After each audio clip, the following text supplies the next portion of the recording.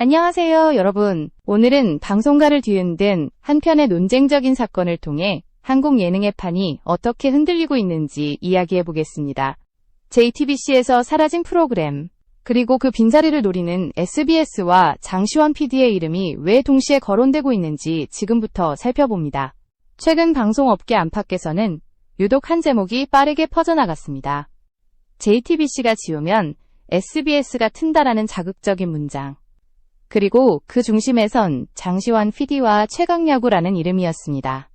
단순한 프로그램 이동이나 편성 변경이 아니라 제작 권한과 브랜드 주도권, 그리고 플랫폼 주도권을 둘러싼 충돌이라는 점에서 이 이슈는 예능 뉴스의 범주를 넘어섰습니다. 최강야구는 단순한 스포츠 예능이 아니라 특정 제작자의 색깔과 서사가 강하게 각인된 프로젝트였고, 바로 그 점이 이번 사태를 더욱 복잡하게 만들었습니다. JTBC 내부에서 최강야구의 향후 방향을 두고 여러 해석이 오가는 동안 시청자들은 의문을 품기 시작했습니다.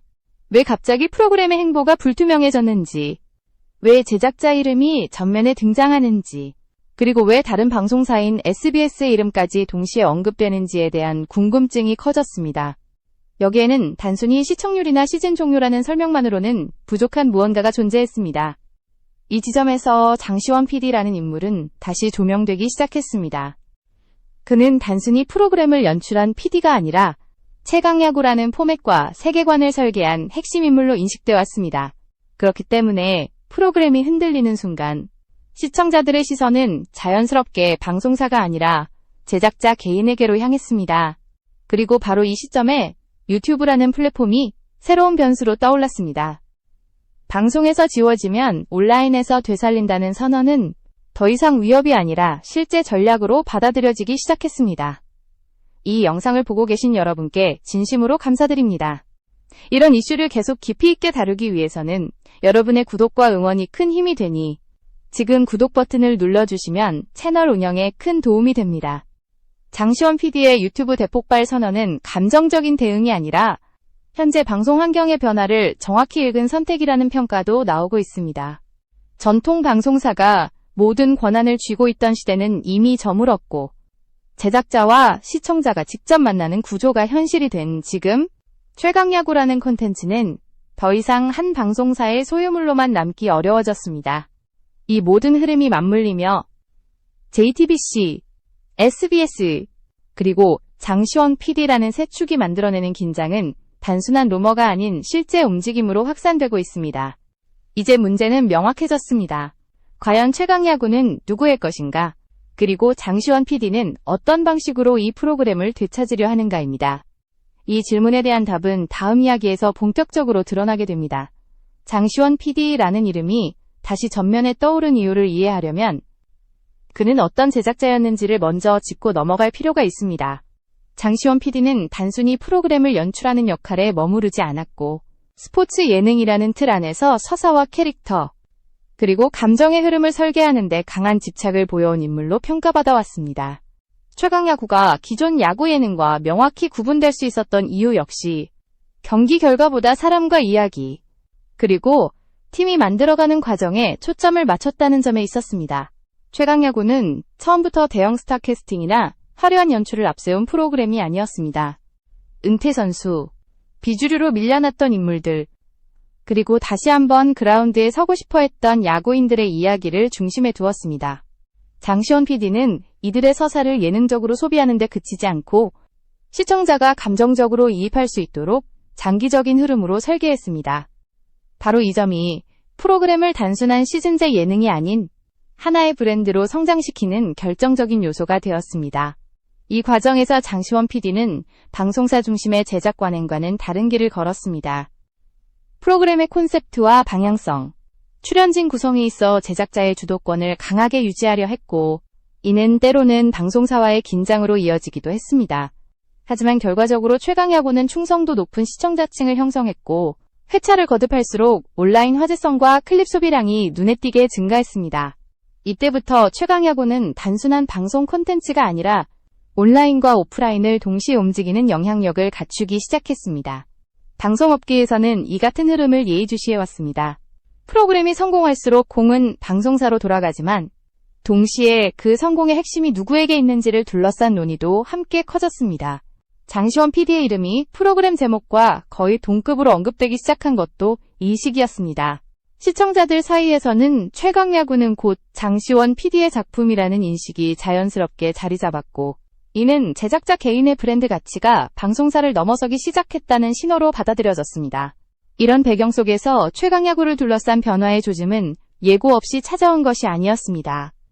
제작 방향과 향후 계획을 둘러싼 내부 논의가 길어질수록 장시원 PD의 행보에 대한 관심도 함께 커졌습니다. 그는 더 이상 한 방송사의 틀 안에서만 움직이는 제작자가 아니라 자신의 콘텐츠를 어떤 방식으로든 이어가겠다는 의지를 분명히 드러내기 시작했습니다. 그리고 그 선택지의 중심에는 유튜브라는 플랫폼이 놓여 있었습니다. 결국 장시원 PD를 이해하는 것은 최강야구라는 프로그램의 본질을 이해하는 것과 다르지 않습니다. 이 프로그램이 왜 쉽게 사라질 수 없는지, 그리고 왜 방송사가 아닌 제작자의 이름이 논쟁의 중심에 서게 되었는지는 그의 제작 철학과 선택을 들여다볼 때 비로소 선명해집니다. 이 이야기는 이제 개인의 문제를 넘어 방송 시스템 전체를 다시 보게 만드는 질문으로 이어지고 있습니다. 최강야구를 둘러싼 갈등이 본격적으로 수면 위로 떠오른 지점은 프로그램의 향후 제작과 편성을 둘러싼 내부 논의가 길어지면서부터였습니다. 방송사 입장에서는 이미 검증된 브랜드를 안정적으로 관리하고 싶었고, 제작자 입장에서는 자신이 설계한 세계관과 방향성이 훼손되지 않기를 바랐습니다. 이 두 입장이 충돌하는 순간, 그동안 수면 아래에 있던 제작 구조의 균열이 드러나기 시작했습니다. 방송업계에서는 오래전부터 프로그램의 소유권과 주도권을 둘러싼 미묘한 긴장이 존재해왔습니다. 표면적으로는 방송사가 편성과 유통을 책임지지만 실제로 시청자의 기억에 남는 것은 프로그램의 색깔과 이야기, 그리고 그것을 만들어낸 제작자의 감각이기 때문입니다. 최강야구의 경우 이 균형이 특히나 민감한 지점에 놓여 있었습니다. 방송사가 관리하려는 것은 안정성이었고 제작자가 지키려는 것은 정체성이었습니다. 이 과정에서 장시원 PD의 이름이 단순한 연출자에서 갈등의 한 축으로 부상했습니다. 그의 발언과 행보는 조심스러웠지만 동시에 분명한 메시지를 담고 있었습니다. 최강야구는 단순히 한 시즌을 채우기 위한 콘텐츠가 아니라 장기적인 서사와 팬덤을 기반으로 성장해온 프로젝트라는 점이었습니다. 만약 그 본질이 훼손된다면 프로그램은 껍데기만 남을 수 있다는 우려가 내부와 외부에서 동시에 제기되기 시작했습니다. 방송사 내부 사정 역시 단순하지 않았습니다.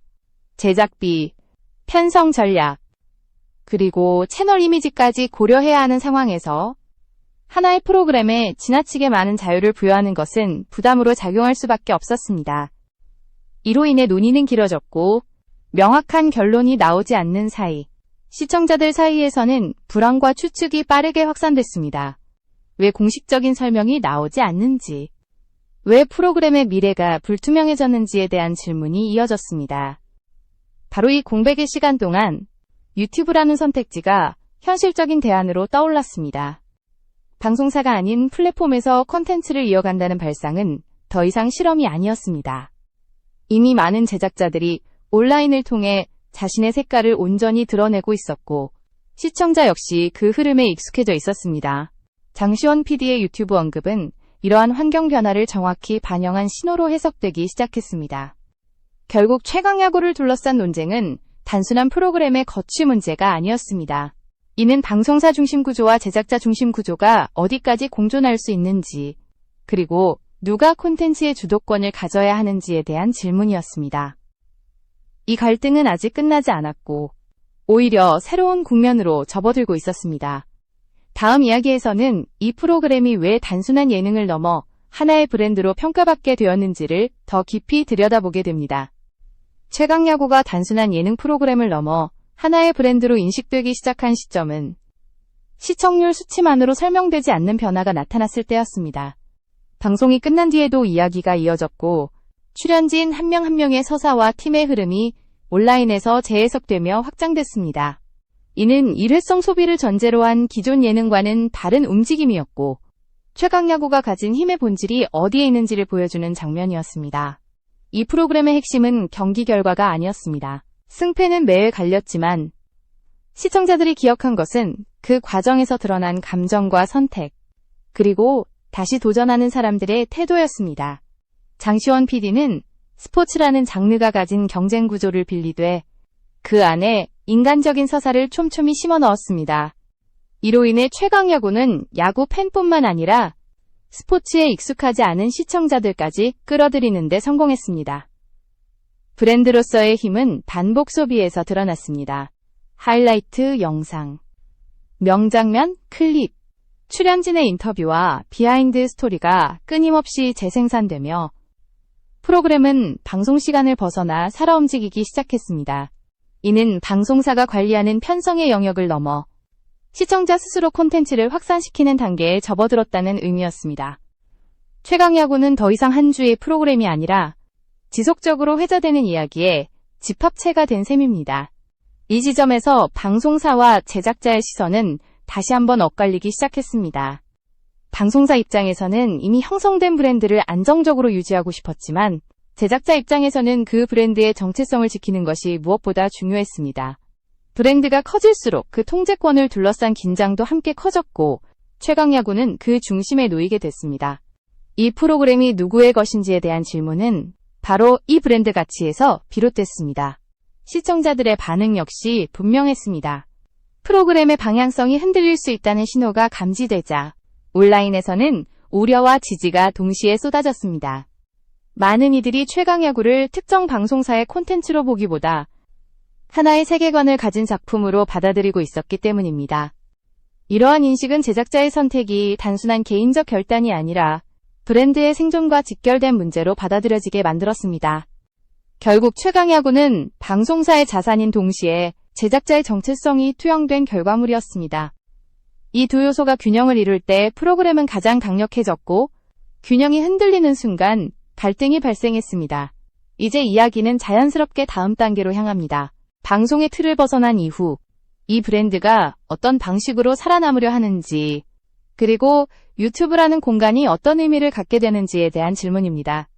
장시원 PD가 꺼내든 유튜브라는 선택지는 단순한 대안이 아니라 하나의 선언에 가까웠습니다. 방송에서 사라질 수 있다면 플랫폼을 바꿔서라도 콘텐츠의 생명력을 이어가겠다는 의지였고 이는 기존 방송 질서에 대한 도전으로 받아들여졌습니다. 더 이상 방송 편성이 유일한 출구가 아니라는 메시지는 제작자와 시청자 모두에게 유튜브는 이미 수많은 콘텐츠 제작자들에게 실험의 공간이자 탈출구로 기능해왔습니다. 하지만 최강야구처럼 이미 강력한 브랜드와 팬층을 확보한 콘텐츠가 이동할 가능성을 공식적으로 시사한 사례는 드물었습니다. 장시원 PD의 발언이 주목받은 이유도 여기에 있습니다. 이는 개인 채널의 성장 전략이 아니라 방송사 중심 구조에서 벗어나려는 본격적인 시도처럼 보였기 때문입니다. 이 선언 이후 시청자들의 반응은 빠르게 갈렸습니다. 한쪽에서는 방송의 품질과 시스템을 벗어난 콘텐츠가 과연 같은 힘을 가질 수 있겠느냐는 의문이 제기됐고, 다른 한쪽에서는 오히려 제작자의 색깔이 더 선명해질 수 있다는 기대가 커졌습니다. 특히 최강야구의 핵심 시청층은 이미 온라인 소비에 익숙한 세대였고, 이들은 플랫폼 변화보다 콘텐츠의 지속 여부에 더 큰 관심을 보였습니다.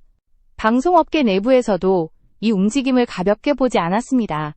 만약 최강야구가 유튜브에서 성공적으로 안착한다면 이는 다른 제작자들에게도 강력한 선례가 될 수 있기 때문입니다. 방송사에 소속되지 않고도 혹은 방송을 떠난 이후에도 브랜드를 유지할 수 있다는 가능성은 기존 제작 구조 전반에 영향을 미칠 수밖에 없습니다. 장시원 PD의 선택은 개인의 결단을 넘어 시스템에 대한 질문으로 확장되고 있었습니다. 유튜브 대폭발이라는 표현에는 과장 이상의 의미가 담겨 있었습니다. 이는 단순히 조회수를 노리겠다는 선언이 아니라 콘텐츠의 주도권을 되찾겠다는 의지의 표현이었습니다. 방송에서 지워진다는 것은 끝이 아니라 다른 시작이 될 수 있다는 메시지는 많은 제작자와 시청자에게 강하게 각인됐습니다. 최강야구가 어디에서 어떤 형태로 이어질지와 상관없이 이 선택은 이미 판을 흔들어 놓았습니다. 이제 남은 질문은 하나입니다. 이런 움직임이 장시원 PD 개인의 사례로 끝날 것인지 아니면 한국 방송 생태계 전반에 변화를 촉발하는 계기가 될 것인지입니다. 그 답은 아직 정해지지 않았지만 분명한 것은 이 사건이 단순한 해프닝으로 지나가지는 않을 것이라는 점입니다. 마지막으로 이 모든 흐름이 한국 예능과 제작 환경에 어떤 의미를 남기게 될지 살펴볼 차례입니다. 이번 사안을 통해 드러난 가장 큰 변화는 더 이상 방송사가 콘텐츠의 유일한 중심이 아니라는 사실이었습니다. 장시원 PD와 최강야구를 둘러싼 논쟁은 특정 프로그램의 거취를 넘어 한국 예능 산업이 어디로 향하고 있는지를 보여주는 상징적인 장면이 됐습니다. 제작자는 더 이상 뒤에 숨은 존재가 아니라 브랜드의 얼굴이 되었고, 시청자는 방송 편성표보다 콘텐츠의 본질을 먼저 바라보는 위치에 서게 됐습니다. 과거에는 방송사가 프로그램을 만들고 제작자는 그 틀 안에서 역할을 수행하는 구조가 당연하게 여겨졌습니다. 하지만 최강야구 사례는 이 공식이 더 이상 절대적이지 않다는 점을 분명히 드러냈습니다. 콘텐츠의 생명력을 결정짓는 요소가 방송 채널이 아니라 기획과 서사, 그리고 그것을 지지하는 시청자라는 인식이 확산되고 있기 때문입니다. 이 변화는 한순간에 나타난 것이 아니라 오랜 시간 누적된 흐름의 결과였습니다. 장시원 PD의 행보가 주목받는 이유도 여기에 있습니다. 그는 방송을 떠나겠다고 선언한 것이 아니라 콘텐츠를 지키겠다고 말했습니다. 이 차이는 매우 큽니다. 방송사 중심의 질서에서는 제작자의 선택이 이탈로 해석되기 쉽지만 시청자 중심의 환경에서는 그것이 책임 있는 결정으로 받아들여질 수 있습니다. 최강야구를 계속 보고 싶다는 팬들의 목소리가 이 논쟁에서 중요한 변수로 작용한 것도 같은 맥락입니다. 이 사건은 다른 제작자들에게도 질문을 던집니다. 과연 콘텐츠의 주인은 누구인가? 그리고 제작자는 어디까지 자신의 작품을 지킬 수 있는가? 라는 문제입니다. 만약 최강야구가 새로운 플랫폼에서 의미 있는 성과를 거둔다면 이는 하나의 사례를 넘어 새로운 기준이 될 가능성도 배제할 수 없습니다. 반대로 쉽지 않은 결과를 맞이하더라도 이미 던져진 질문은 사라지지 않을 것입니다. 한국 예능 산업은 지금 분기점에 서 있습니다. 방송사와 제작자의 관계, 플랫폼의 역할, 그리고 시청자의 위치가 동시에 재정이 되고 있는 시점입니다. 최강야구를 둘러싼 논란은 이 변화를 가장 선명하게 드러낸 사례 중 하나로 기록될 가능성이 큽니다. 누구의 손을 들어주느냐보다 중요한 것은 이 사건이 던진 메시지를 어떻게 받아들이느냐입니다. 결국 콘텐츠는 살아남는 방향으로 움직입니다. 방송이든 온라인이든 혹은 전혀 다른 형태든 상관없이 말입니다.